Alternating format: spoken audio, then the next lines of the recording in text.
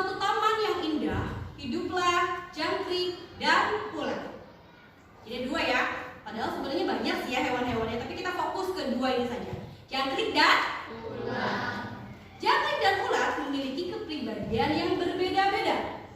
Jangkrik itu adalah hewan yang lincah, suka jalan-jalan, suka mengeksplor segala sesuatu. Intinya tidak mau diam.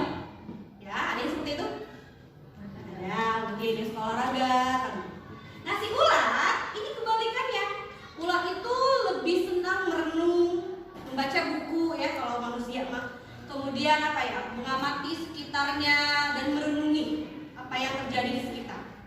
Itu karakternya. Tapi mereka berdua bersahabat. Saling bersahabat, selalu dekat juga. Nah, suatu hari, jangkrik itu mendengar suatu berita bahwa di ujung taman sana ada suatu pohon besar yang ajaib yang bisa mengabulkan permintaan yang memintanya. Nah, karena si jangkrik ini hewan yang tadi ya suka mengeksplor, akhirnya dia tertarik tuh membuktikan betul tidak ya itu pohonnya bisa mengabulkan permintaan. Selain juga dia punya permintaan dong, sudah pasti ya karena dia makhluk hidup. Nah, karena si jangkrik ini tidak mau sendiri dan dia ingat sahabatnya yaitu si ulat, dia mengajak tuh ulat untuk pergi ke pohon ajaib itu. Apakah ulat mau kira-kira? Oh iya, ternyata ulat itu mager ya. Tidak mau, karena memang sifatnya senangnya di rumah saja baca buku. Tapi dengan kecerdikannya, jangkrik itu merayu terus. Ayo dong ulat, nanti kamu permintaannya bisa terkabul loh. Kan kita seru nih kalau misalnya semua permintaan kita terkabul, bukannya kamu pengen memakan makanan paling enak di dunia. Nah, setelah dirayu-rayu, akhirnya ulat mau untuk pergi bersama jangkrik menuju pohon ajaib. Akhirnya berjalan mereka ya, melakukan perjalanan lumayan jauh kan soalnya di ujung taman ya. Nah, awalnya mereka berdua itu masih santai, masih seru ya perjalanannya meskipun dengan kecepatan yang berbeda-beda. Kalau jangkrik pasti karena lincah ya, dia suka loncat-loncat itu lebih cepat. Kalau ulat mungkin karena sambil merayap gitu ya, dia masih santuy. Nah, si jangkrik awalnya itu masih menunggui, masih sabar gitu, masih menyemangati temannya juga. Ayo ulat, semangat, kamu pasti bisa.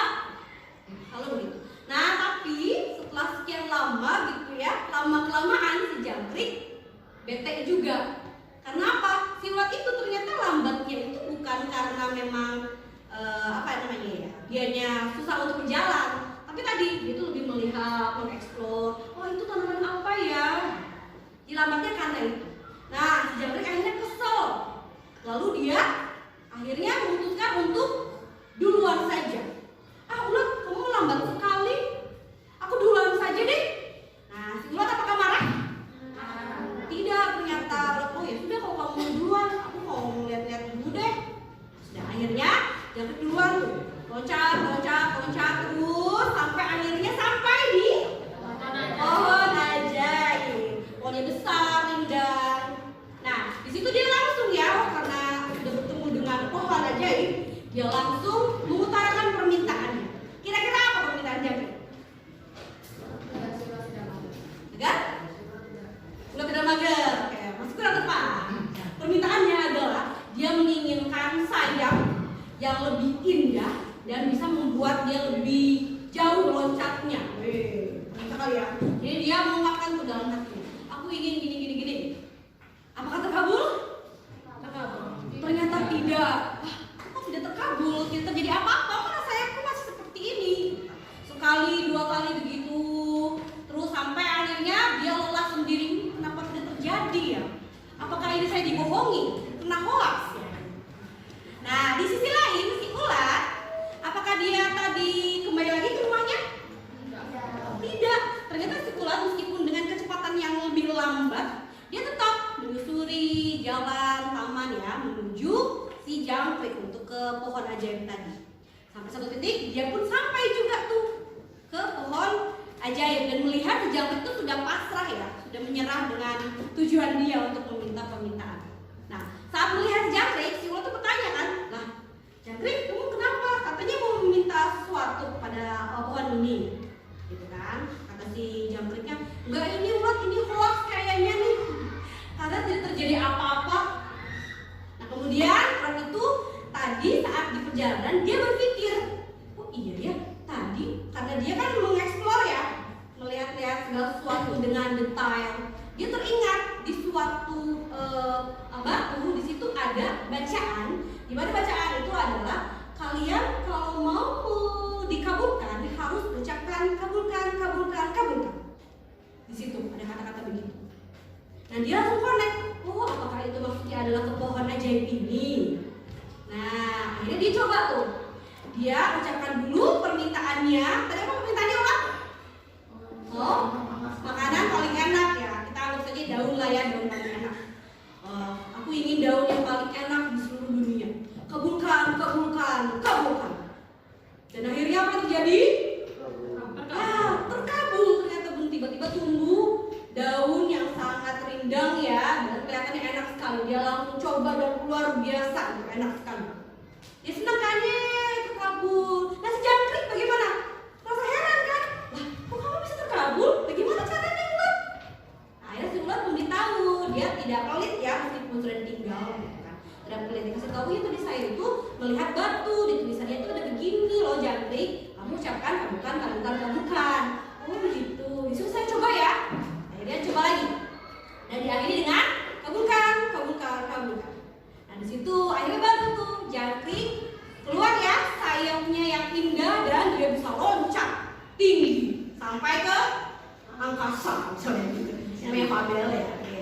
Mereka pun akhirnya mendapatkan permintaannya masing-masing. Nah itu dia ceritanya. Bagaimana menariknya tadi ya? Menarik. Coba gue pengen tanya pada kalian. Kira-kira pelajaran apa yang bisa kita ambil dari cerita tersebut? Siapa yang bisa? Coba tangan. Kira-kira apa ya hikmahnya? Apakah kita harus meminta permohonan ke pohon? Udah ya. Ayo siapa yang berani? Satu orang, dua orang? Atau ibu tunjuk saja? Nah, tentu saja deh. Deva ya. Deva. Apa nak kira-kira hikmahnya? Tidak boleh pelit. Oh maksudnya si ulat ya, tidak boleh pelit informasi kepada ya, ada jangkrik. Bisa juga. Tangan Deva. Yang lain mungkin yang berbeda. Silakan. Ibu tunjuk. Tidak enak ya aku tunjuk ya. Tentu saja. Gimana? Kira-kira apa nih hikmahnya, pembelajarannya? Apa nak? Harus bagaimana sebagai teman atau bagaimana gitu? Tidak boleh pelit saja? Harus memperhatikan sekitar. Harus? Oh betul ya, kita harus bersabar untuk meraih sesuatu. Seperti siapa tadi berarti? Ulat ya, dia sabar gitu ya. Meskipun mungkin dia itu capek, tetap sabar. Bagus juga, tepuk tangan. Nah, selain Deva dan siapa tadi namanya lupa? Rike. Betul ya, harus sabar. Kita juga harus tadi tidak boleh pelit pada teman. Ada satu hal yang ingin ibu garis bawahi, yaitu apa? Ini dikaitannya dengan paradigma pembelajaran yang baru yang harus kita pahami, yaitu paradigma yang diusung oleh Ki Hajar Dewantara. Kalian tahu Ki Hajar Dewantara? Siapa? Bapak Pendidikan Indonesia. Nah, Bapak Ki Hajar Dewantara itu mengatakan bahwa kalian sebagai objek ya, orang yang melakukan pembelajaran itu memiliki kecepatan belajar yang berbeda. Seperti tadi ya, jangkrik dan ulat itu berbeda-beda kan. Kalau jangkrik itu cepat jalannya, kalau ulat kan agak lambat. Nah itu diibaratkan seperti jangkrik dan ulat kalian itu. Ada yang cepat menerima pembelajaran, ada yang mungkin lambat. Kodrat kalian seperti itu. Nah yang terpenting adalah kalian ya sebagai pembelajar jangan sampai berhenti, jangan sampai menyerah. Coba kalau tadi si ulat itu menyerah, dia kembali lagi ke rumahnya, apakah mendapatkan keinginannya? Tidak. Jadi bagaimanapun kecepatan kalian dalam menerima materi, dalam belajar, itu silakan. Yang penting kalian tetap berproses, tetap berjalan ya, jangan menyerah. Itu paradigma pembelajaran Ki Hajar Dewantara. Kalian juga diibaratkan seperti tata surya. Oh, tata surya Tata surya itu berarti ada apa saja? Planet ya, matahari. Kira-kira menurut kalian planet dan matahari dan sebagainya itu bergerak atau tidak? Bergerak ya, selalu bergerak pada rotasinya, pada lintasannya maksud itu. Bayangkan kalau satu titik bumi berhenti bergerak, apa yang terjadi? Kiamat. Nah, ini juga sama seperti kita ya. Kita sebagai manusia, sebagai pembelajar, tidak boleh berhenti untuk belajar.